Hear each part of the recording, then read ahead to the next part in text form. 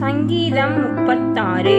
கர்த்தருடைய தாசனாகிய தாவீது ராகத் தலைவனுக்கு ஒப்புவித்த சங்கீதம் 1 முதல் 12 வரை. துன்மார்க்கனுடைய துரோகப் பேச்சு என் உள்ளத்திற்கு தெரியும். அவன் கண்களுக்கு முன் தெய்வ பயம் இல்லை. அவன் தன் அக்கிரமம் அருவருப்பானதென்று காணப்படும் அளவும் தன் பார்வைக்கேற்றபடி தனக்குத்தானே இச்சகம் பேசுகிறான். அவன் வாயின் வார்த்தைகள் அக்கிரமமும் வஞ்சகமும் உள்ளது.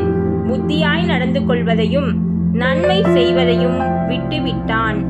அவன் தன் படுக்கையின் மேல் அக்கிரமத்தை யோசித்து நல்லதல்லாத வழியிலே நிலைத்து பொல்லாப்பை வெறுக்காதிருக்கிறான். கர்த்தாவே, உமது கிருபை வானங்களில் விளங்குகிறது. உமது சத்தியம் மேக மண்டலங்கள் பரியந்தம் எட்டுகிறது. உமது நீதி மகத்தான பர்வதங்கள் போலவும் உமது நியாயங்கள் மகா ஆழமாகவும் இருக்கிறது. கர்த்தாவே, மனுஷரையும் மிருகங்களையும் காப்பாற்றுகிறீர். தேவனே, உம்முடைய கிருபை எவ்வளவு அருமையானது! அதனால் மனுபுத்திரர் உமது செட்டைகளின் நிழலிலே வந்தடைகிறார்கள். உமது ஆலயத்தில் உள்ள சம்பூரணத்தினால் திருப்தி அடைவார்கள். உமது பேரின்ப நதியினால் அவர்கள் தாகத்தை தீர்க்கிறீர். ஜீவ ஊற்று உம்மிடத்தில் இருக்கிறது. உம்முடைய வெளிச்சத்திலே வெளிச்சம் காண்கிறோம்.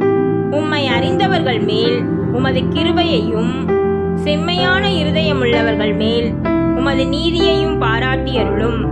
பெருமைக்காரரின் கால் என் மேல் வராமலும் துன்மார்க்கருடைய கை என்னை பறக்கடியாமலும் இருப்பதாக.